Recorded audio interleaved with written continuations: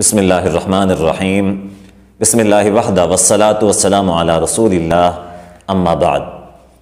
مولانا الیاس گھمن صاحب وہ اپنے ایک معتقد کا واقعہ سناتے ہیں کہ اس کے پاس ایک اہل حدیث آیا تو اس نے سوال کیا کہ آپ رفع الیدین کیوں نہیں کرتے، آپ رفع الیدین نہ کرنے کی دلیل دیں۔ تو فرماتے ہیں کہ میرے معتقد نے اس سے کہا کہ کیونکہ میں نہیں کرتا اور تم کرتے ہو تو لہٰذا نہ کرنے پر دلیل نہیں ہوتی، دلیل تمہارے ذمہ ہے، تم کرتے ہو لہٰذا تم اس کی دلیل دو۔ تو وہ کہنے لگا کہ رفع الیدین 70 صحابہ رضی اللہ عنہم اجمعین سے ثابت ہے، ان کی سنت ہے۔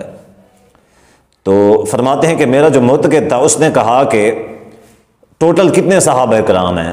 تو اس نے کہا کہ کم و بیش 1,24,000۔ تو اس نے کہا کہ چلیں ٹھیک ہے، 70 تمہارے ہوئے اور باقی کے میرے ہوئے۔ میں نے کہا جی آپ نماز میں رفع الیدین کیوں نہیں کرتے؟ یہ میرے بیانات سنتے رہتے تھے، تو انہیں فرمایا کہ نہیں کرتے۔ اس نے کہا دلیل کیا ہے؟ تو یہ فرمانے لگا کہ تم کرتے ہو، میں نہیں کرتا، دلیل اس کے ذمہ ہوتا ہے جو کرے، اس کے ذمہ نہیں ہوتا جو نہ کرے، تم دلیل دو، میں کیوں دوں؟ وہ کہنے لگا جی دیکھیں یہ جو رفع الیدین کرنا ہے یہ 70 صحابہ کرام سے ثابت ہے رضی اللہ عنہ۔ وہ فرمان لگا اچھا یہ بتاؤ صحابہ کرام کی تعداد کتنی؟ اس نے کہا جی 1,24,000 کے قریب۔ انہوں نے کہا چلو 1,24,000 میں 70 تیری طرف ہے، باقی ساری میرے طرف ہے۔ اب یہ چیز فخریہ طور پہ پیش کر رہے ہیں اور اس چیز کو عقل مندی اور دانشوری قرار دے رہے ہیں۔ تو آئیے ذرا ان کی اس دلیل کا جائزہ لیتے ہیں کہ ان کی یہ جو دلیل ہے اس کی حیثیت کیا ہے، شرعی نظر سے دیکھا جائے تو ان کی یہ دلیل کیسے بنتی ہے۔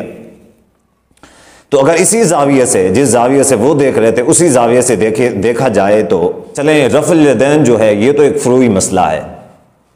میں ارکان اسلام کی بات کرنے لگا ہوں۔ ارکان اسلام یعنی کہ نماز ہے، روزہ ہے، حج ہے، زکوٰۃ ہے۔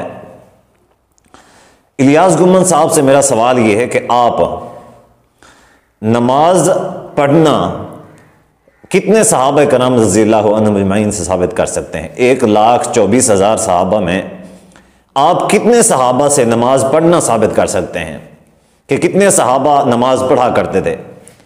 اور میں چیلنج کے ساتھ کہہ سکتا ہوں کہ آپ کو 1,00,000 معاف ہے، آپ صرف 24,000 صحابہ رضی اللہ عنہم اجمعین کا نماز پڑھنا ثابت کریں۔ آپ کو 1,00,000 صحابہ معاف ہیں، صرف 24,000 ثابت کر دیں کہ 24,000 صحابہ نماز پڑھا کرتے تھے۔ اگر آپ یہ نہ ثابت کر سکے تو اس سے یہ مسئلہ ثابت ہو جائے گا کہ پھر تو نماز پڑھنا بھی ٹھیک نہیں ہے، جیسے رفع الیدین کرنا ٹھیک نہیں ہے ویسے نماز پڑھنا بھی ٹھیک نہیں ہے۔ اسی طرح آتے ہیں روزے کے اوپر، 1,24,000 صحابہ، ان میں سے آپ کو 1,00,000 معاف ہے، آپ 24,000 صحابہ کا روزہ ثابت کریں کہ وہ روزے رکھا کرتے تھے، صرف 24,000 کا 1,00,000 معاف ہے آپ کو۔ اگر آپ 24,000 صحابہ کا بھی ثابت نہ کر پائے کہ 24,000 صحابہ روزہ رکھا کرتے تھے، ہر ایک کا علیحدہ سے تذکرہ، اگر آپ وہ بھی ثابت نہ کر سکے تو اس کا کیا مطلب ہوا کہ صحابہ رضی اللہ عنہم اجمعین روزے نہیں رکھتے تھے یا روزے رکھنا ٹھیک عمل نہیں ہے؟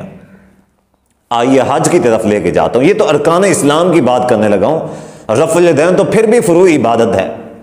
اگر آپ کو کسی ارکان اسلام یعنی کہ فرض عمل جو اسلام کا رکن ہے اس پر بھی صحابہ کرام رضی اللہ عنہم اجمعین جو سارے ہیں ان کا عمل نہیں ملتا، آدھوں کا بھی عمل نہیں ملتا، تو آپ رفع الیدین پہ کہتے ہیں کہ 70 صحابہ اگر کرتے تھے تو وہ آپ کی طرف ہوئے، باقی جو نہیں کرتے تھے وہ میری طرف ہوئے۔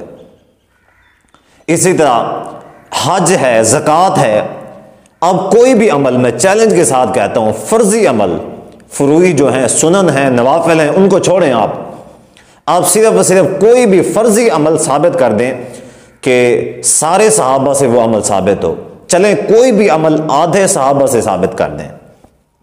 اگر آپ ثابت نہ کر سکے تو اس کا یہ مطلب تو پھر یہی ہوا کہ پھر یہ عمل کرنا غلط ہوا۔ اگر آپ نماز کا ثابت نہ کر سکے پھر یہ مطلب ہوا کہ پھر نماز پڑھنا بھی ٹھیک نہیں ہے۔ اگر آپ روزے کا ثابت نہ کر سکیں کہ آدھے صحابہ سے تھوڑے کا ثبوت ملتا ہے اور زیادہ کا ثبوت نہیں ملتا روزہ رکھنے کا، تو اس کا مطلب یہ ہوا کہ باقی صحابہ روزہ نہیں رکھتے تھے، تو لہٰذا روزہ رکھنا غلط ہوا۔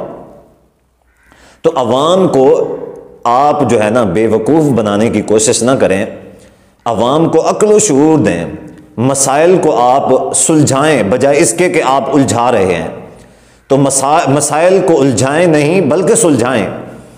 اب اصول یہ ہے کہ کسی چیز کا تذکرہ نہ ہونا اس چیز کے عدم پر دلیل نہیں ہوتا، یعنی کہ اگر کسی چیز کا تذکرہ نہیں ہے تو سیدھے سے وہ چیز ہے نہیں، اس کا وجود نہیں ہے، یہ تو کہیں پہ اصول نہیں لکھا ہوا۔ تو صحابہ کرام رضی اللہ عنہم اجمعین سے کسی بھی عمل کا ہر ایک کا ثبوت ہونا یہ تو ممکن نہیں ہے۔